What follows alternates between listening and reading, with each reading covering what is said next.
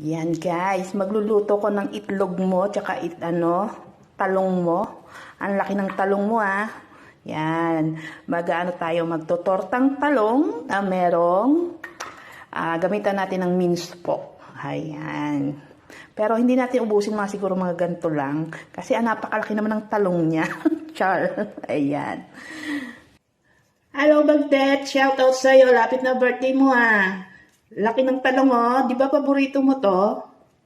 Taba sulit ka dito. Busog ka. Sige. Nilagyan ko lang siya ng asin. Tapos itlog. Ayan. Ayun. Pito-pito muna natin yung ating giniling.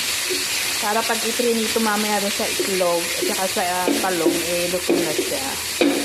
So, ayan, naluto na natin yung giniling. Pwede na natin siyang ilagay dyan. Tapos, halu-haluin natin. Tapos, pwede na natin siyang itorta. So, yun guys. Yung balat ng talong, hindi ko na tinanggal kasi lamang tiyan din yan. Yung pinagprituhan natin kanina ng baboy, yun na lang din yung gagamitin natin pang prito nitong ating itlog. Ayan. Kalat lang natin siya. Ayan. Pwede na yan. Ako lang naman kakain, wala yung amo ko rito. Kaya nagluto tayo ng aking paboritong tortang talong. Ayan. Ayun na nga, luto na siya. Gagamit tayo ng chili sauce. Ayan.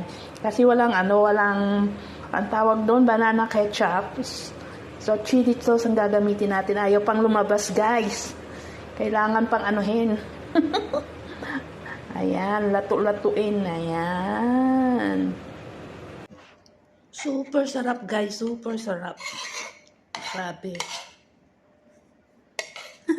Nag-video kong malapit na maubos.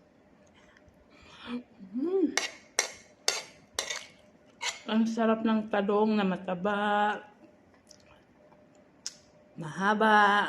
Di ba Bagdet? Sulit. Hindi ko nga naubos ganun lang nakain ko. Ganun lang luto ko.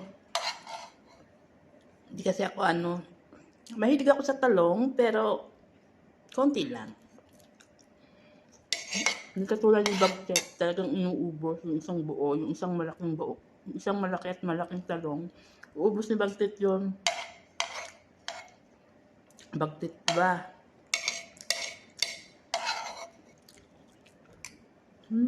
Lapit na birthday ni Bagdet.